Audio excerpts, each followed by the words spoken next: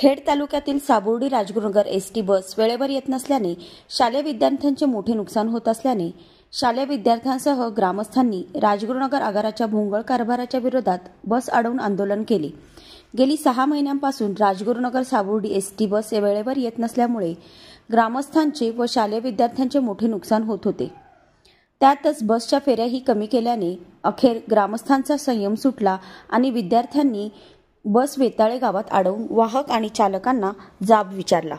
बस वेळेवर आल्याच पाहिजे, बस फेऱ्या वाढवल्याच पाहिजे अशा मागण्या नागरिकांनी केल्या असून यावेळी साबुर्डी, सायगाव, वेताळे येथील ग्रामस्थ व विद्यार्थी मोठ्या संख्येने उपस्थित होते।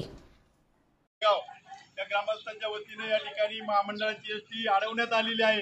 त्याचं कारण आहे शाळेचे विद्यार्थी यांचं नुकसान होतंय। एसटी मध्ये फुल पब्लिक एसटी आज इथं हजर आहे आणि विद्यार्थी तर अजून खाली उभे आहेत। वेळेत एसटी येत नाही। वेळेत न आल्यामुळे मुलांना शाळेचे तास बुडतात।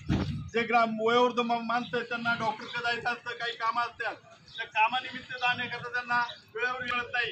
शासनाचे नवीन नियम निघाले, काहीतरी सगळं बँकेला जाणे, खेळला जाणे हे महिलांना जायला लागतंय। तेव्हा या ठिकाणी एसटी यांनी वेळेत सोडावी, नाहीतर पुढल्या वेळेला सर्व तिन्ही गावं या ठिकाणी आंदोलन केल्याशिवाय राहणार नाही।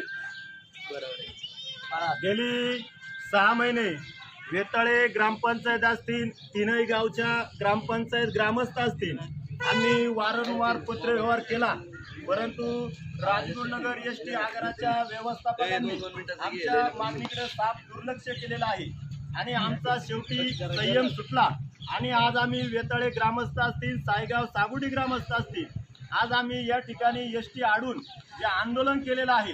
परंतु आत्ताच नुकतीच आमची महाव्यवस्थापकांबरोबर चर्चा झाली। त्या चर्चेतून त्यांनी 2च दिवसात रेग्युलर एसटी चालू करण्याचं आश्वासन दिलेलं आहे।